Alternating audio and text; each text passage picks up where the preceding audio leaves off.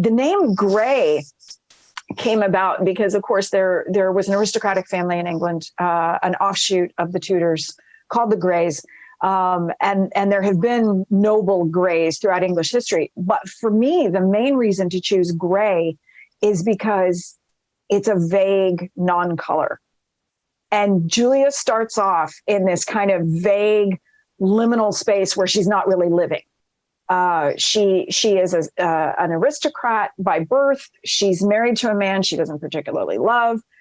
He drops dead on page 1, and then she's got to kind of figure out what does she do from here. And she's just existing, kind of going through the motions. And so her character arc over the first book, but then over the series as a whole, is basically Julia coming to life. It's kind of becoming aware of the larger world and getting out of this little tiny bubble that she's existed in, and having experiences and having adventures and becoming a fully fledged human being engaged in the process of living, which she really wasn't before. Julia had to have a foil, right? And because I had this blueprint of these books that I had read and enjoyed, and there was always this romantic element, I knew I wanted Julia to have an arc that way, as well as just her own personal development. I wanted her to have a romantic connection that she'd never had before. And also a mental connection with this person. She has a communication with Nicholas that she's never had with other people in the same way.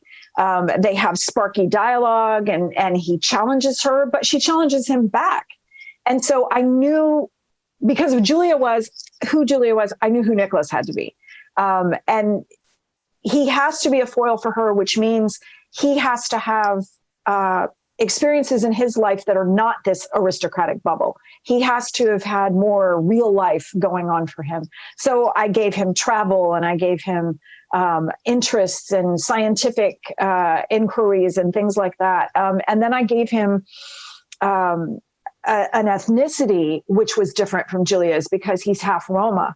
And the Roma population in England at the time was and still to this day, there's legislation even being proposed today that is specifically targeting travelers in England, because they're just not accepted as part of mainstream society, which they don't want to be, but they would dearly like to be valued as human beings. And that certainly was not the case during Victorian times. And so seeing someone like Nicholas, who's got this sort of push me, pull you identity going on, where on the one hand, he does come from an aristocratic Scottish family, but on the other hand, he has this Roma blood, and he has this tie to a different way of life and a different culture and a different history.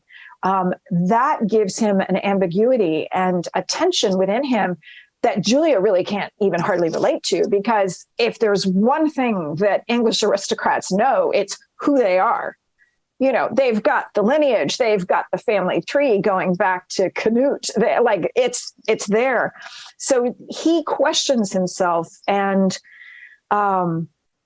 wonders about himself, and has this tension in a way that she doesn't. So it provides yet another aspect of foil for her and for her experiences.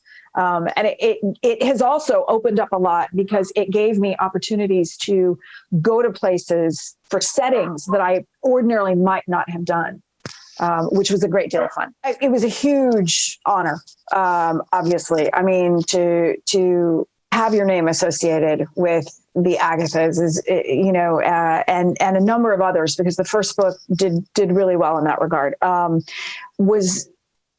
it's vindication, right? That all these years that I thought I could do this thing, that I wanted to do this thing. Oh, I did this thing. Oh, I did this thing, and people think I did it well. It's a huge weight off your shoulders in a way that, like, okay, I'm not pretending here. I'm not pulling something over on people, because of course the imposter syndrome always tries to rear its head, where you're like, are they going to figure out that I'm actually crap at this? And you go, okay, maybe I'm not crap at this. Maybe I can do this. You can't get too distracted by any of it, because it is easy to kind of, take a lot of that more seriously than you should. Because, by the same token, you can take the great stuff away from it, right? But you also shouldn't look at the lack of nominations as an indictment. There's a lot of amazing competition out there, and there are people who get nominated and you'll never hear from them again. And then there are people who get nominated and literally they're going to get nominated every year, and it's fine. And it doesn't necessarily mean that they're always better than everybody who didn't get nominated. Maybe their book tapped into the zeitgeist. Maybe they're just a likable person and people like to write their name down. Maybe they're just consistent, and that's what people are looking for. There's a million different reasons. And it's, when nominations roll in, I'm hugely appreciative. But I try very hard not to live and die by them. Veronica. I love Veronica so much. I actually left publishers. I was with my first publisher who launched Julia Gray. I did the Julia novels, I did the novellas, and then I did some books set in the 1920s. And then that finished out my contract with them. And that was the point at which I decided to change publishers.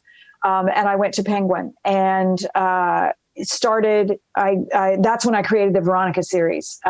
We went to them and said, okay, I've got this idea. Here are the first 50 pages. And they immediately took 3 books and said, yeah, we want to start this as a series. Absolutely. We love her. She is one of those characters that's kind of been lurking in the back of my mind for a really long time. When I was in college, like I said, there was a lot of the history courses were around men and what they were doing, especially European men. And when I got out of college, I went off and read on my own about what women were getting up to, especially Victorian women. And, they're so different from the stereotype that we have.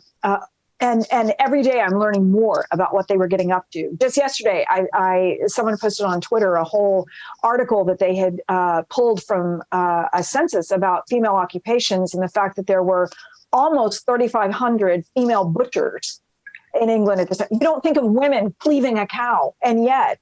So there were all these fantastic occupations that were listed. But even the women who were kind of the gentry or the aristocracy, we're not always just sitting around patting lace and, serving tea to the vicar. They were, in many cases, going out and seeing the world. They weren't discovering the world because, of course, people were living in those places, but they were going places where Western Europeans had not necessarily been. And sometimes they went under the guise of archaeology or botany or, in the case of one woman in particular, lepidoptery. Margaret Fountain was her name. She was a butterfly hunter. And the reason she collected butterflies is because you could make a really good living doing it. If you were it was considered genteel. You didn't get your hands terribly dirty. You killed something, but you didn't have to bash its brains out. There was no blood. You just stuck it in a little killing jar and smothered it. And you could send these specimens of beautiful butterflies back to England to collectors, and you could make a good amount of money. You could make a perfectly decent living doing this. And Margaret got to travel the world doing what she loved doing. She actually died on the island of Santo Domingo with a butterfly net in her hand. They have a little rock to mark where she fell. And she amassed a huge collection of her own, and she kept a number of diaries about her travels.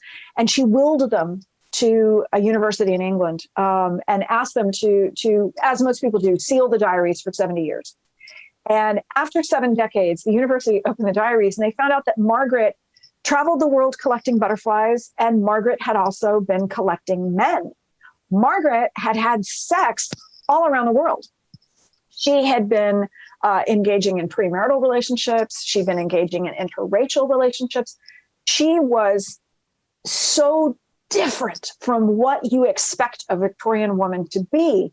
And yet, when you scratch the surface of Victoriana, there were other women doing things like this. And I thought, Margaret was very much a woman who lived life on her own terms. And if I ever have the opportunity to write Victoriana again, I want it to be a character who's not like Lady Julia, an earl's daughter, doing the polite thing in society and kind of stumbling into detective work. I want a woman who has actually created herself. And that's who Veronica is. And as an homage to Margaret Fountain, she's a butterfly hunter. And also not averse to the occasional bout of physical congress with a willing gentleman, but she's got rules about that. Not just any man, not just any time. But she's a world traveler. She does not give a fig about society and about fitting in and doing what people expect of her. She is completely self-actualized in a way that I think is really fun to write and hopefully really fun to read. And so that's how Veronica came about. It's about a group of 60-year-old hit women. They're assassins who have to band together to take out a member of the organization that they work for. And I am just having the greatest time working on this book, because if you thought Veronica was off the chain with the stuff she gets up to, these women are completely bananas. It's very Killing Eve meets Golden Girls, which I love. And at some point, that I would love to see as a series. I want Funko Pops of these women. Like, there are some things that I would really love to see happen. Anytime that I write, I always write on the computer, because you asked about teachers who were strong influences. Coach Davis, the golf coach at my high school, was my typing teacher. And, this is back in the old days when you had to learn on an IBM Selectric typewriter with the keyboard all blacked out. So I learned to type by touch. So I type 100, 110 words a minute. So I always write on the keyboard. And that kind of gives me an in, because I can type, of course, much faster than I can handwrite. And what I'm seeing is a movie. When I write, I'm seeing everything happening. And so yeah, the voices are very real to me. And they generally come about, the characters usually appear fully formed. Just bits and pieces of different things that your subconscious puts together and says, here, how about this? I like to have a visual model of who a character is, but I almost never have them. It's very, very rare that I will have them for a main character. So when people say, oh, who would you cast? I have no idea, because the face is a lot of times kind of vague to me. But the voice is happening.